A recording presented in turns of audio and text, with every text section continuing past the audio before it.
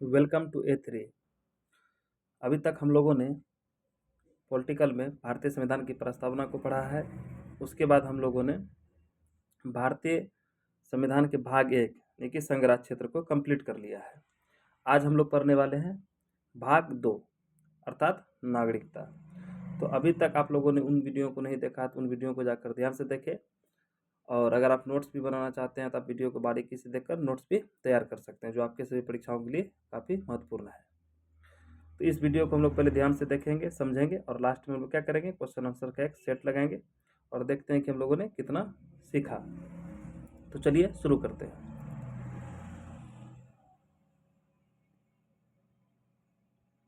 सबसे पहले बात है कि नागरिकता अर्थात सिटीजनशिप।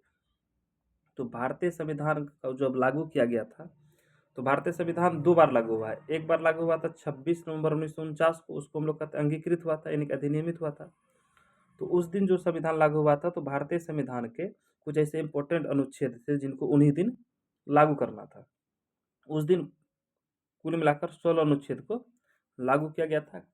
अगर हम अपने संविधान को देखें, जब हमारा संविधान बनकर तैयार हुआ था, तो कुल मिलाकर उसमें 395 अनुच्छेद थे, 22 भाग थे। उन 22 भाग में से जो भाग 2 था, जिसमें नागरिकता के संदर्भ में विवरण था, तो वो काफ़ी अर्जेंट था, काफ़ी ज़रूरत की चीज़ थी उस समय, इसलिए उसको क्या किया गया था, सबसे पहले लागू कर दिया गया था।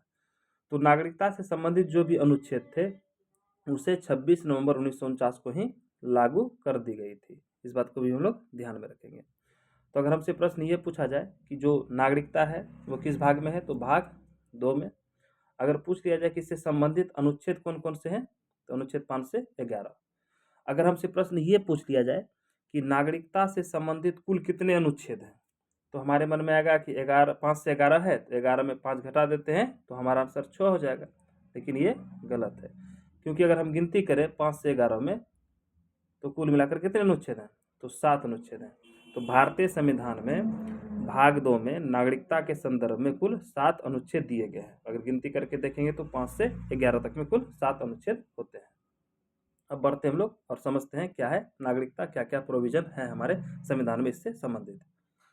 बढ़ते हैं आगे। सबसे पहले बात आती है कि नागरिक कौन होता है। तो नागरिक की अगर एक परिभाषा दी जाए, तो नागरिक का सीधा सा अर्थ होता है कि नगर में रहने वाला।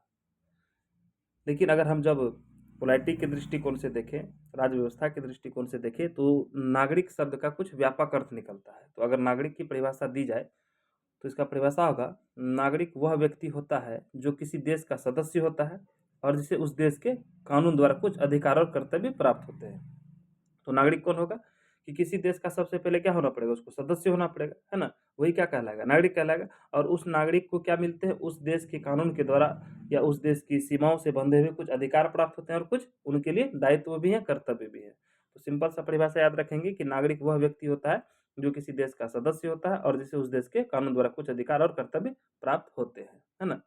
अलग अलग जगह अलग अलग प्रकार की परिभाषा दी हुई मिलती है। तो नागरिक की परिभाषा ये सिंपल सी है, हम लोग इसे याद रखेंगे। आगे बढ़ते हैं। अब हम लोगों ने समझा था कि अनुच्छेद 5 से 11 सबसे पहले लागू किया गया था 26 नवंबर 1949 को। हमने बताया था कि 26 नवंबर 1949 को कुल 16 अनुच्छेद लागू किए गए थे। उन 16 अनुच्छेद में से ये जो 7 अनुच्छेद हैं जो कि नागरिकता से संबंधित अनुच्छेद हैं 5 से 11, इनको भी 26 नवंबर 1949 को ही लागू कर दिया गया था। इस बात को भी हम लोग ध्यान में रखेंगे। अच्छा, अब प्रश्न उठता है हमारे मन में कि भारत में जो नागरिकता है वो नागरिकता कैसी है, एकहरी है, दोहरी है, तिहरी है, या फिर ये जो नागरिकता का सिद्धांत है हम लोगों ने कहाँ से लिया है ना। ये सब बातें हमारे मन में आती होगी। जब हमारा संविधान बनकर तैयार हो रहा था, तो उस संविधान में जो मैक्सिमम चीज़ हम लोग एडॉप्ट किए हैं, वो किए हैं भारत शासन अधिनियम 1935 से। तो भारत शासन अधिनियम 1935 के अधिकांशतः अनुच्छेद हूबहू हम लोगों ने उठाकर अपने संविधान में शामिल कर लिए हैं। और बहुत सारे देशों के संविधान से जो जो चीज़ें अच्छी लगी उन लोगों को, उन चीज़ों को भी हम लोगों ने क्या किया, अपने संविधान में ऐड किया है।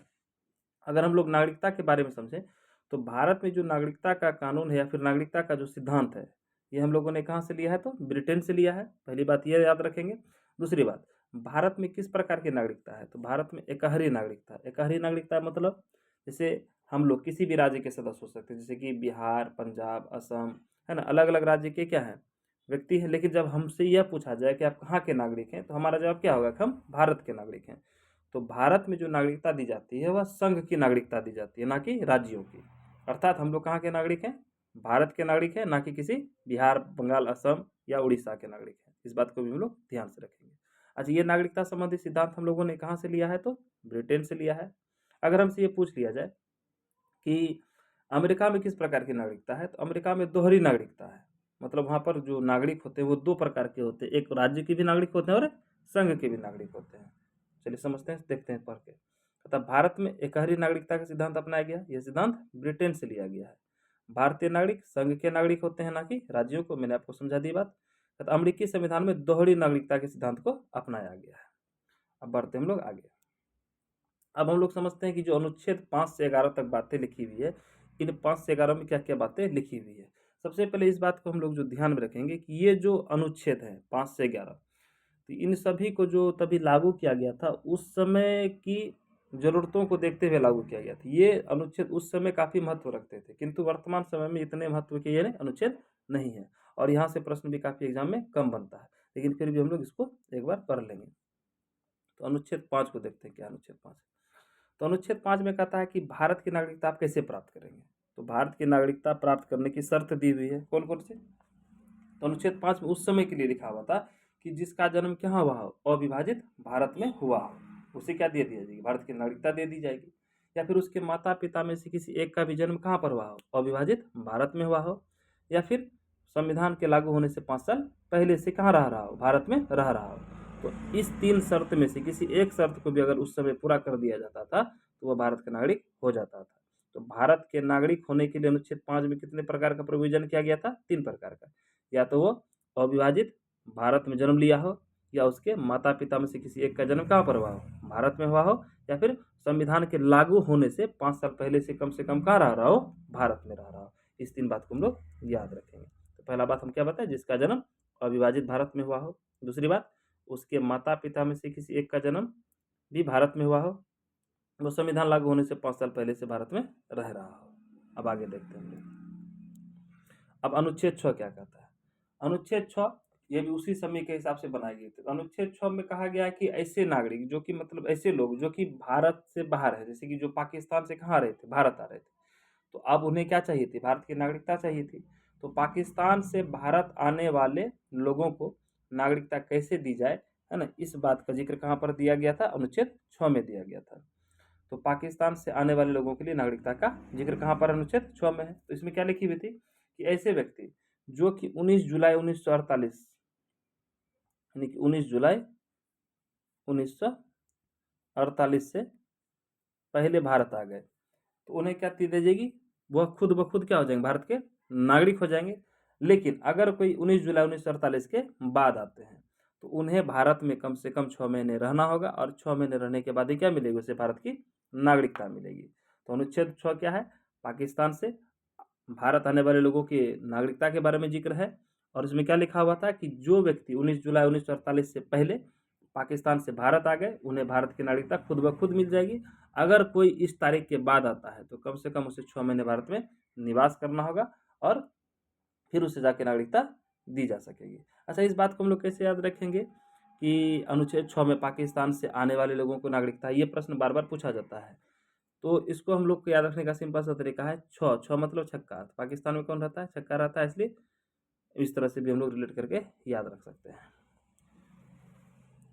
तो इसमें पाकिस्तान से आने वाले लोगों के लिए नागरिकता का प्रावधान है। वे लोग जो 19 जुलाई 1948 से पहले भारत आ गए वो स्वतः भारत के नागरिक बन जाएंगे, किंतु उसके उपरांत आने के बाद 6 महीने भारत में रहने के बाद भारत की नागरिकता दी जाएगी।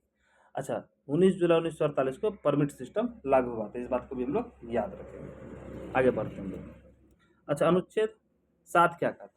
अनुच्छेद 7 में क्या है कि जस्ट इसी का अपोजिट है। मतलब क्या है कि 6 में क्या पढ़े हम लोगों की, जो भारत आ रहे हैं कहाँ से, पाकिस्तान से, उसे नागरिकता किस प्रकार दी जाएगी। और अनुच्छेद 7 में हम लोग पढ़ेंगे कि ऐसे लोग जो कि भारत से पहले पाकिस्तान चल गए, जब हमारा देश आज़ाद हुआ था तो आज़ादी से पहले से ही पाकिस्तान की मांग चल रही थी, और बहुत ऐसे लोग थे जिनको दिखने लगा था कि कौन सा क्षेत्र भारत में रहेगा, कौन सा क्षेत्र पाकिस्तान में रहेगा। तो वो लोग पहले से ही क्या कर रहे थे, अपने अपने क्षेत्र को छोड़कर दूसरे क्षेत्र में शामिल हो रहे थे। जैसे कुछ भारतीय पाकिस्तान में चले गए थे, या फिर जो कुछ पाकिस्तानी थे भारत के क्षेत्र में बस गए थे। तो भारत से जो लोग पाकिस्तान चल गए थे कब? 1 मार्च 1947 से बाद। तो 1 मार्च 1947 के आसपास जो है भारत की विभाजन की तस्वीर लगभग में स्पष्ट हो गई थी। 1 मार्च 1947 के आसपास जो लोग भारत से कहाँ चल गए? पाकिस्तान चल गए जन्नत की तलाश में। लेकिन वहाँ पर जब उसको जन्नत नसीब नहीं हुआ, तो फिर से वो लोग क्या हो गए, अपना सारा सामान लिए, बोला चलो भारत की तरफ। तो फिर वो लोग भारत की तरफ आ गए, और जब भारत की तरफ आ गए तब फिर उन्हें क्या देनी पड़ी? भारत में नागरिकता देनी पड़ेगी। तो ऐसे लोग जो भारत से कहाँ चले गए थे? पहले पाकिस्तान चले गए थे, फिर पाकिस्तान से लौटकर कहाँ आ गए? भारत आ गए। तो उन लोगों को जो नागरिकता दी जानी थी उसका जिक्र किया गया था कहाँ पर? आर्टिकल 7 में। इस बात को भी हम लोग याद रखेंगे।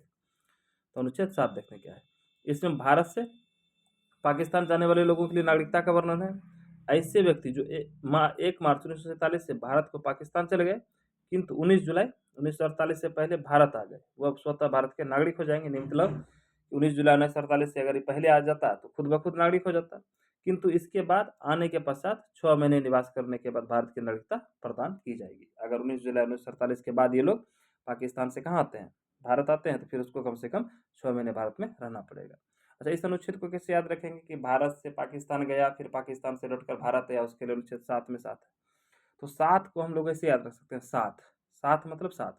तो ऐसा लोग जो हमारा साथ छोड़कर चल गया था उसको नागरिकता देने का बाद कहाँ पर? अनुच्छेद 7 में। इसे भी याद कर सकते हैं हम लोग, 7 मतलब 7।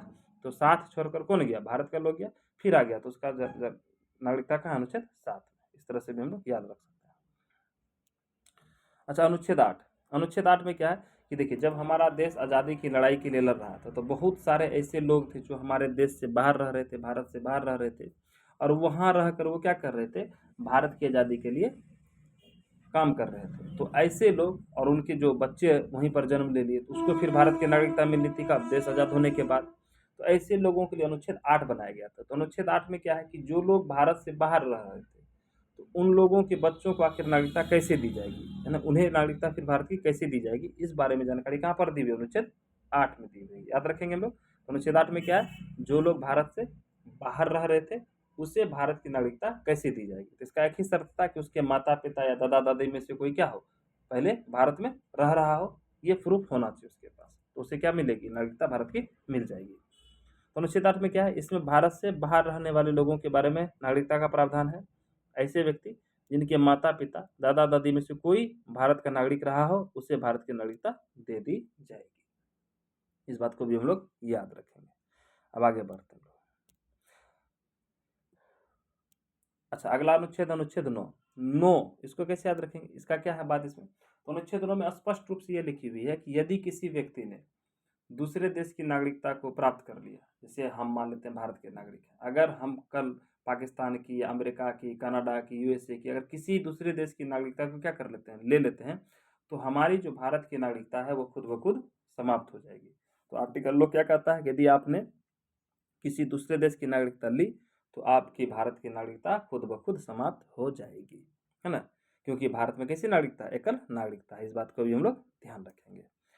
तो इसको हम लोग याद कैसे रखें? बार बार भूल जाते हैं कि अनुच्छेद 9 में ये क्या लिखा हुआ है। तो इसको याद रखने का सिंपल सा बात है कि अगर आपको कोई बाहरी देश नागरिकता दे रहा है कि आओ नागरिकता ले लो, आओ नागरिकता ले लो, आओ नागरिकता ले लो, तो आपको उसको बोलना नो, नो, नो मैं नहीं लूँगा, मतलब नो। अगर आपको कोई कह रहा है नागरिकता ले लो तो आप बोलेंगे नो। क्यों नहीं? तो क्या क्यों बोलेंगे? मतलब नो। आखिर आपने नो क्यों बोला? क्योंकि आप फिर उसको कहेंगे कि अगर हम ऐसा कहेंगे तो हमारे देश की नागरिकता हमसे छीन जाएगी। तो इस तरह से हम लोग याद रख सकते हैं। तो इसमें क्या लिखा है? यदि किसी व्यक्ति ने दूसरे देश की नागरिकता ली तो उसकी भारत की नागरिकता समाप्त हो जाएगी। अच्छा, अनुच्छेद 10 क्या कहता है? तो अनुच्छेद 10 कहता है जो अनुच्छेद 5 से लेकर अनुच्छेद 9 तक अभी तक हम लोग जो पढ़े, तो ये जो बनाया गया था टेम्पोररी उसी समय के लिए बनाया गया था।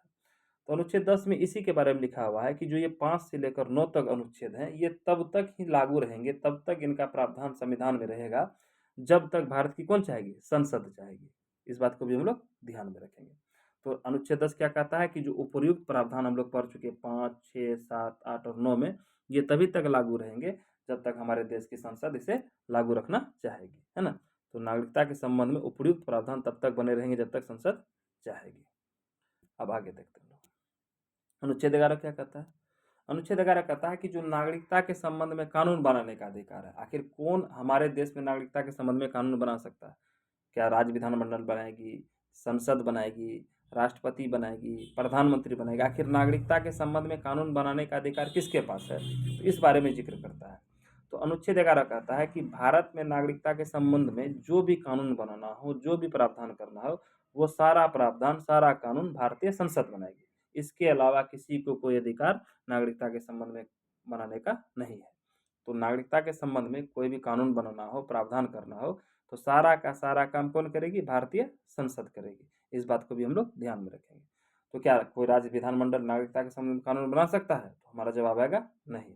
अगर बिहार चाहे, बंगाल चाहे कि हम नागरिकता के संबंध में कोई कानून बनाए, तो वो ऐसा नहीं कर सकती है, क्योंकि हमारे संविधान के अनुच्छेद 11 में स्पष्ट रूप से लिखा हुआ है कि नागरिकता के संबंध में कानून कौन बनाएगी? तो हमेशा संसद ही बनाएगी, यानी संसद को ही पूरा अधिकार प्राप्त है नागरिकता के बारे में। तो भारत के नागरिकता के संदर्भ में कानून बनाने का अधिकार सिर्फ भारतीय संसद को है। राज्य विधानमंडल नागरिकता के संदर्भ में कानून नहीं बना सकती है। इस बात को भी हम लोग ध्यान रखेंगे। अच्छा, तो 5 से लेकर 11 तक हम लोगों ने कंप्लीट कर लिया। अब हम लोग फिर बारी बारी से देख लेते हैं आखिर हमने क्या पढ़ा। तो अनुच्छेद 5 में क्या पढ़ा था हम लोगों ने? अनुच्छेद 5 में पढ़ा कि भारत की नागरिकता 3 तरीके से प्राप्त की जा सकती है। जिसका जन्म भारत में हुआ हो, या जिसके माता पिता का जन्म भारत में हुआ हो, या जो संविधान लागू होने के 5 साल पहले से भारत में रह रहा हो। अच्छा, अनुच्छेद 6 में हम लोगों ने क्या पढ़ा था? अनुच्छेद 6 में हम लोगों ने पढ़ा था कि यदि कोई पाकिस्तानी भारत आता है, पाकिस्तान से जो भारत आ रहा है, उसको नागरिकता कैसे दे जाएंगे, है ना? तो अनुच्छेद 6 में हम लोगों ने यह पढ़ा था। और यहीं पर हम लोगों ने जाना था कि जो लोग 19 जुलाई 1948 से पहले पाकिस्तान से भारत आ गए, उसे नागरिकता खुद ब खुद मिल जाएगी, और जो इसके बाद आएंगे 6 महीने रहने के बाद उसे नागरिकता दी जाएगी। अनुच्छेद 7 में हम लोगों ने क्या पढ़ा था कि जो हमारा साथ छोड़कर चल गए थे, यानी कि जो भारत से कहाँ चल गए थे? पाकिस्तान चले गए थे, किंतु जब पाकिस्तान उसे अच्छा नहीं लगा था, फिर वो लौटकर कहाँ गए थे? भारत आ गए थे। उसके नागरिकता के बारे में जिक्र है। कहाँ पर? अनुच्छेद 7। अनुच्छेद 8 में क्या है कि ऐसे लोग जो भारत से बाहर रह रहे थे, उन्हें कैसे नागरिकता दी जाएगी? तो हम लोगों ने पढ़ा था कि जिनके माता पिता या दादा दादी क्या हो, भारत के नागरिक रहे होंगे, उसको क्या मतलब नागरिकता दी जाएगी। आर्टिकल 8 में है, हम लोगों ने पढ़ा था। आर्टिकल 9 में क्या पढ़ा था? नो क्या नो करना मतलब कि हमको किसी देश की नागरिकता नहीं लेनी है। तो अगर हम दूसरे देश की नागरिकता लेंगे तो हमारे देश की नागरिकता खत्म हो जाएगी।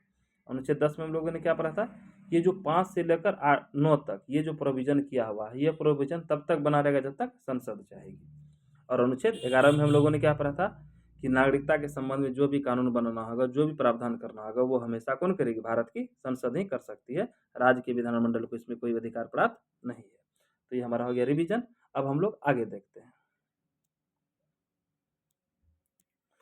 अब हम लोग जानते हैं नागरिकता अधिनियम 1955 को। तो हमारे देश में जो नागरिकता अधिनियम बना, अगर ये पूछ लिया जाए कि नागरिकता अधिनियम कब बना, तो हमारा उत्तर होगा 1955 में बना। अच्छा, ये नागरिकता अधिनियम क्या करती है? तो नागरिकता अधिनियम बेसिकली 2 काम करती है। पहला काम करती है कि भारत की नागरिकता कैसे दी जाएगी, इस बात का जिक्र करती है। और दूसरा बात कि भारत की नागरिकता आपसे कैसे छीन ली जाएगी, इस बात का जिक्र करता है। तो नागरिकता अधिनियम 1955 क्या करता है? 2 बातों का जिक्र करता है कि भारत की नागरिकता आपको कैसे मिलेगी, और दूसरा बात भारत की नागरिकता आपसे कैसे छीन ली जाएगी, है ना? अब हम लोग समझते हैं कि भारत में नागरिकता कितने प्रकार से प्राप्त की जा सकती है। तो नागरिकता अधिनियम 1955 के अनुसार भारतीय नागरिकता 5 तरीकों से प्राप्त की जा सकती है। तो आप भारत के अगर नागरिक बनना चाहते हैं, तो इसके लिए जो प्रोविजन दिया हुआ है, वो कहाँ पर दिया हुआ है? नागरिकता अधिनियम 1955 में दिया हुआ है। कितना प्रकार का प्रोविजन है? तो 5 प्रकार का। कौन कौन? तो पहला है जन्म से, दूसरा है वंश से, तीसरा है पंजीकरण से, चौथा है देशीकरण से, और 5वां है क्षेत्रीकरण से। ये 5 ही तरीके हैं सिर्फ और सिर्फ, जिससे आप क्या बन सकते हैं? भारत के नागरिक बन सकते हैं, अगर आप भारत के नागरिक नहीं हैं तो। इसके अलावा अगर हमारे ऑप्शन में दी जाए कि बैंक में पैसा जमा करके, या फिर संपत्ति देकर, घूस देकर, है ना, मतलब हत्या करके, धमका के, डरा के क्या नागरिकता लिया जा सकता है? तो हमारा उत्तर होगा नहीं। भारत की नागरिकता सिर्फ और सिर्फ इन्हीं 5 तरीकों से मिलती है। जन्म से, वंश से, पंजीकरण से, देशीकरण से, और क्षेत्रीकरण से। अच्छा, देशीकरण का स्पेलिंग थोड़ा सा गलत है, इसको सही कर लेंगे। देशीकरण ये ऐसे होगा, देशीकरण। ठीक है।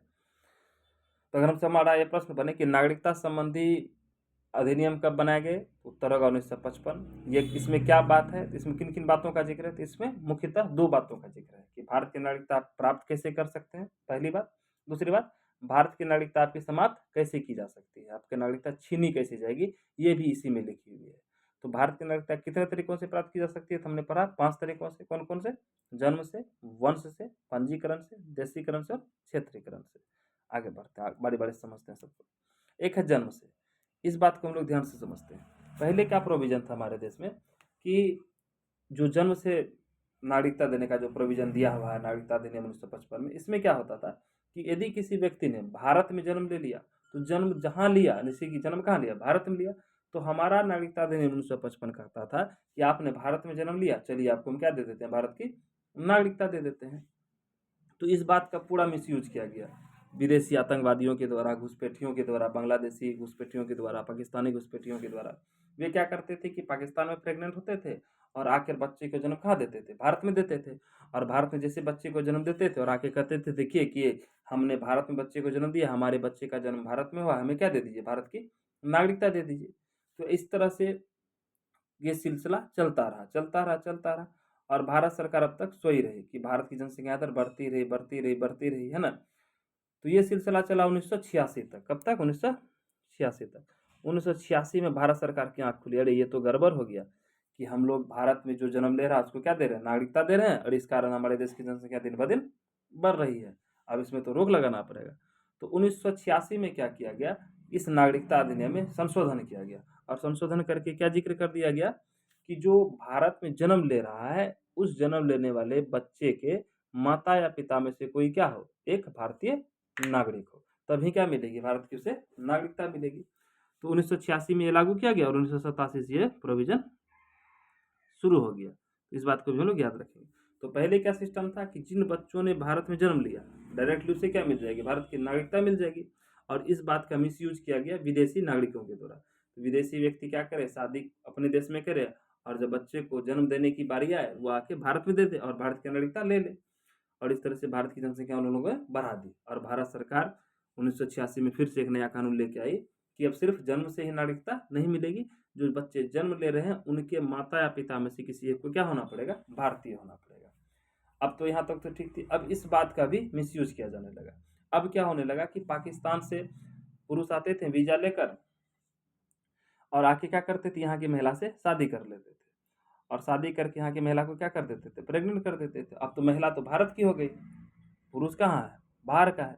तो वो जो आतंकवादी टाइप का व्यक्ति था, घुसपैठिया व्यक्ति था, उन्होंने क्या कर ली, भारत के नागरिक से शादी कर ली। अब तो ये कंडीशन फुल फर्क कर दिया कि जन्म लेने वाले बच्चे के माता या पिता में से कोई क्या है, भारतीय हो। अब क्या होगा, फिर उस बच्चे का जन्म हो और बच्चे का जन्म होगा तो उसे क्या मिल जाएगी, भारत की नागरिकता मिल जाएगी। और इस तरह से भी क्या होने लगी, हमारे देश की जनसंख्या बढ़ने लगी। तो फिर सरकार की आंखें खुली 2003 में। तो 2003 में फिर से संशोधन किया गया और 2004 में एक सिस्टम लागू किया गया कि जो बच्चा जन्म लेगा उसका माता या पिता मतलब दोनों में से कोई एक, कोई भी क्या होना चाहिए, अवैध प्रवासी नहीं होना चाहिए, यानी कि गलत प्रकार का व्यक्ति नहीं होना चाहिए।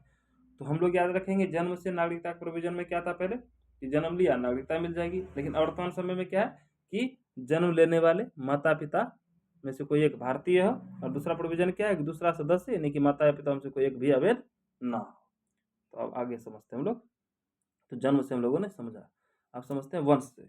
वंश से क्या है, अगर मान लेते हैं कि बहुत सारे ऐसे व्यक्ति हमारे देश के जो भारत से बाहर रह रहे हैं, भारत से बाहर नौकरी कर रहे हैं और वहाँ से पैसे कमाकर हमारे भारत सरकार को भेज रहे हैं, है ना, डॉलर में, पाउंड में। तो उन लोगों का भी ध्यान किसे रखना है, भारत की सरकार को रखना है। तो उसी बात का ध्यान रखा गया किसमें, वंश से। यदि किसी बच्चे का जन्म क्या हो जाए, भारत से बाहर हो जाए, मान लेते हैं काम कर रहे हैं, हमारे ही नौकरी मान लेते हैं बाहर है, यूएसए में, अगर कुछ देर के लिए मान लिया जाए, और हम लोग वहीं रह रहे हैं, वहीं काम कर रहे हैं, और हमारे बच्चे का भी जन्म कहाँ हो जाए, यूएसए में ही हो जाए, तो इस कंडीशन में उसे तो भारत की नागरिकता मिलनी चाहिए। उसको नागरिकता कैसे मिलेगी, उसी बात का जिक्र कहाँ किया गया, वंश से। इसमें क्या प्रोविजन है कि यदि आप विदेश में रह रहे हैं, भारत से बाहर रह रहे हैं, और आपका बच्चे का जन्म कहाँ हो जाए, वहाँ पर हो जाए, तो अगर आप भारत की नागरिकता चाहते हैं तो आपको क्या करना पड़ेगा कि जन्म से 1 वर्ष के भीतर जाके पंजीकरण करना होगा, कहाँ पर, भारत के दूतावास में, है ना। और उसको बताना होगा कि देखिए हम इस बच्चे का दादा दादी, नाना नानी या फिर माता पिता में से कोई क्या है, एक वंश से भारतीय है ना। तो वंश से नागरिकता तभी दी जाएगी यदि किसी बच्चे का जन्म भारत से बाहर हुआ हो और उसके माता पिता, दादा दादी या नाना नानी में से कोई एक वंश से भारतीय हो। किंतु एक शर्त यहाँ पर यह भी है, जैसे बच्चे का जन्म होगा उस बच्चे के जन्म के 1 वर्ष के भीतर कम से कम जाके हमें भारतीय दूतावास को ये सूचना देनी होगी कि हमारे यहाँ एक बच्चे का जन्म हुआ है जो भारत की नागरिक का ही बच्चा है। तो वंश से क्या है, यदि किसी बच्चे का जन्म भारत से बाहर हुआ हो तथा उसके माता पिता, दादा दादी, नाना नानी में से कोई एक वंश से भारतीय हो, उसे भारत की नागरिकता दी जा सकती है। किंतु बच्चों के जन्म के 1 वर्ष के भीतर भारतीय दूतावास में पंजीकरण करना आवश्यक है। अब आगे समझते हैं। एक है पंजीकरण से, रजिस्ट्रेशन से। पंजीकरण में क्या होता है भाई, तो पंजीकरण में क्या है कि यदि कोई व्यक्ति भारत में आकर रहे कितना दिन तक, 7 साल तक, 7 साल तक रह जाए तो 7 साल कंप्लीट रहने के बाद वह क्या कर सकता है, भारत की नागरिकता के लिए अप्लाई कर सकता है। तो पंजीकरण क्या कहता है कि आप भारत में आकर 7 साल रहिए। तो 7 साल में एक बात और हम लोग ध्यान रखेंगे कि 6+1 का सिद्धांत याद रखेंगे। 6+1 का कॉन्सेप्ट, ये 6+1 क्या है, मतलब 6 वर्ष जो है आप जिस देश के भी हैं, जहां से भी आए, आना जाना कर सकते हैं, कोई दिक्कत नहीं है। लेकिन जो 7वां वर्ष होगा कंप्लीट आपको भारत में ही रहना पड़ेगा 1 साल, है ना। उस साल में आपको भारत से बाहर कहीं भी नहीं जाना होगा, तभी आप क्या कर सकते हैं, इसके लिए अप्लाई कर सकते हैं। तो पंजीकरण में क्या है कि 7 साल भारत में निवास करने के बाद आप नागरिकता के लिए अप्लाई कर सकते हैं। तो 7 साल में कैसे याद रखें हम लोग, 6+1 यानी 6 साल आना जाना करो, कोई दिक्कत नहीं, और 1 साल जो है आपको कंप्लीट रूप से भारत में रहना होगा, तब आप नागरिकता के लिए अप्लाई कर सकते हैं। अच्छा, इस आधार पर किसको नागरिकता मिलेगी, जैसे कि बहुत सारे ऐसे भारतीय हैं, वर्तमान समय में तो काफ़ी चर्चा का मुद्दा बना हुआ है, जो कि विदेशी महिला से शादी कर लेते हैं, दूसरे देश की महिला से शादी कर लेते हैं, और शादी तो करते हैं साथ साथ अब कुमारी भी कर लेते हैं, कभी कभी कभी कभी बच्चों वाली भी कर लेते हैं, जैसे सीमा हैदर के केस में। इसमें क्या हुआ कि उसके पहले से 3-4 बच्चे ऑलरेडी हैं। तो ऐसे ऐसे लोगों को कैसे नागरिकता दी जाएगी, तो इस बात का भी जिक्र कहाँ पर है, पंजीकरण में है, कि आप पंजीकरण करा के क्या कर सकते हैं, उसे नागरिकता दिला सकते हैं। इस बात को भी हम लोग ध्यान में रखेंगे। तो पंजीकरण से कैसे नागरिकता मिलेगा, यदि कोई व्यक्ति 7 वर्षों से भारत में निवास कर रहा हो, या ऐसे भारतीय जिसने किसी दूसरे देश के नागरिक से विवाह कर लिया है एवं उसके नाबालिग बच्चों को इस आधार पर नागरिकता दी जाएगी, है ना।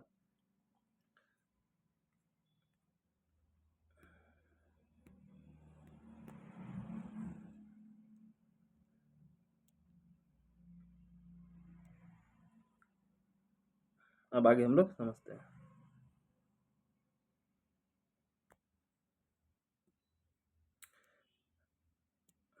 क्षेत्रीकरण, अच्छा एक देशीकरण छूट गया शायद। अच्छा, देशीकरण से कैसे नागरिकता मिलेगी, तो इसमें कंसेप्ट है 14 साल का। यदि आप भारत में क्या रह रहे हैं, 14 साल तक रह रहे हैं, और 14 साल रहने के बाद क्या कर सकते हैं हम लोग, भारत की नागरिकता के लिए अप्लाई कर सकते हैं।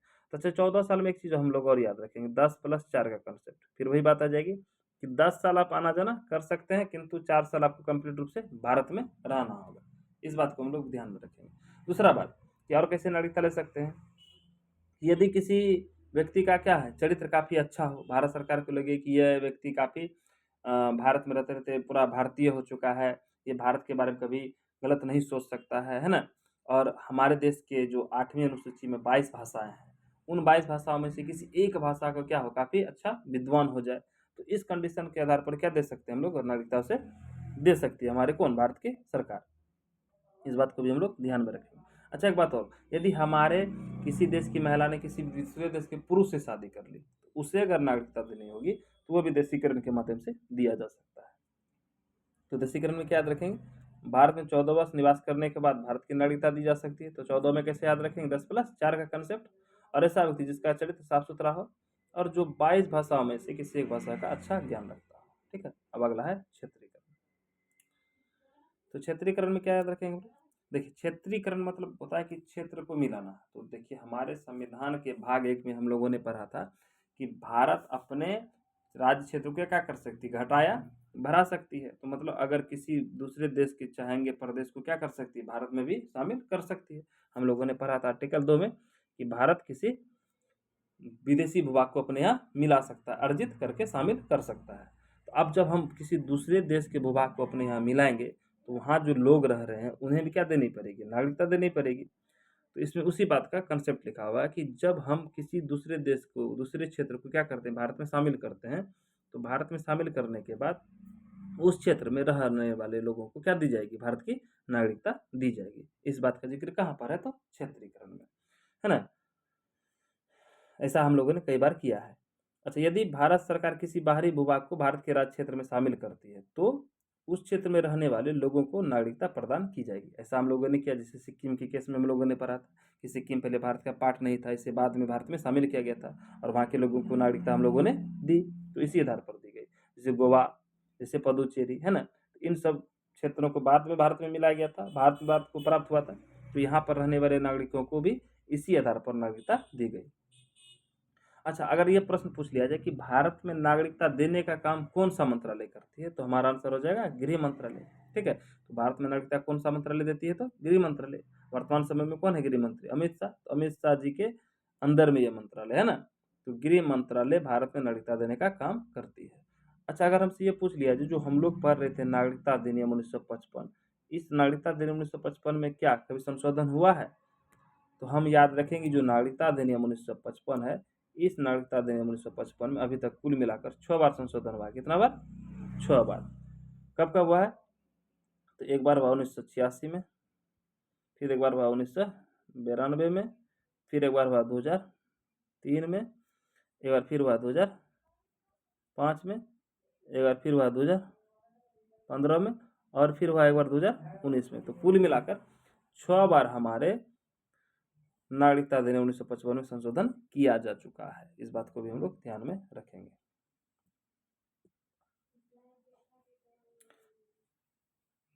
यहाँ ये बात लिखी हुई है। अगर आप लोगों ने वीडियो यहाँ तक ध्यान से देखा होगा तो आपको अच्छे से समझ में आया होगा।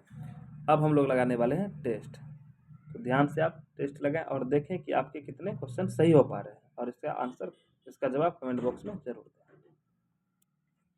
तो पहला प्रश्न है, भारतीय संविधान किन अनुच्छेदों में नागरिकता संबंधी प्रावधान करती है, तो पहला है ऑप्शन अनुच्छेद 1 से 4, नहीं, अनुच्छेद 1 से 4 में क्या, भारत का राज्य क्षेत्र है। और अनुच्छेद बी क्या है, 5 से 11, हम लोगों ने पढ़ा 5 से 11 क्या है, भारत के नागरिकता संबंधी प्रावधान है, तो आंसर हो जाएगा बी। अगला प्रश्न है, भारतीय नागरिकता नहीं प्राप्त की जा सकती, तो नहीं प्राप्त की जा सकती है, कैसे नहीं, जन्म से हम लोग ले सकते हैं, देशीकरण से भी ले सकते हैं, किसी भूभाग को शामिल करके भी ले सकते हैं, लेकिन किसी बैंक में पैसा जमा कर कर नहीं ले सकते हैं, तो आंसर हमारा हो जाएगा ऑप्शन डी। कहता एक भारतीय संविधान निम्नलिखित में से कौन सी नागरिकता प्रदान करता है, तो कौन सी नागरिकता प्रदान करता है, एकल नागरिकता। और हम लोग कहाँ के नागरिक हैं, संघ के नागरिक है ना, ना कि राज्यों के। और कहाँ पर थोड़ी नागरिकता थी, अमेरिका में। और कहाँ से हम लोगों ने ये एकल नागरिकता लिया है, तो ब्रिटेन से। इस बात को भी हम लोग ध्यान रखें। अच्छा, किस अनुच्छेद के तहत संसद को नागरिकता के संबंध में कानून बनाने का अधिकार प्रदान किया गया, हम लोगों ने पढ़ा था कि अनुच्छेद 11 में यह बात लिखी हुई है कि नागरिकता के संबंध में जो भी कानून बनाएगी वो कौन बनाएगी, सिर्फ और सिर्फ संसद बनाएगी, है ना, तो आंसर हमारा डी हो जाएगा। कहता नागरिक बनने की निम्नलिखित में से एक शर्त, आवश्यक शर्त क्या है, तो आवश्यक शर्त क्या है, राज्य की सदस्यता। एकदम सही बात है, तो ऑप्शन हमारा क्या हो जाएगा, ऑप्शन ए। और सब ऑप्शन भी देख लेते हैं। उच्च परिवार की सदस्यता, नहीं। उच्च जाति की सदस्यता, ऐसा हम लोगों ने नहीं पढ़ा। किसी धर्म का समर्थन, नहीं, है ना। तो राज्य का सदस्य होना जरूरी है। हम लोगों ने फर्स्ट बार जब परिभाषा पढ़ी थी नागरिक किसे कहते हैं, वहां पर ये बात लिखी हुई मिलेगी आपको।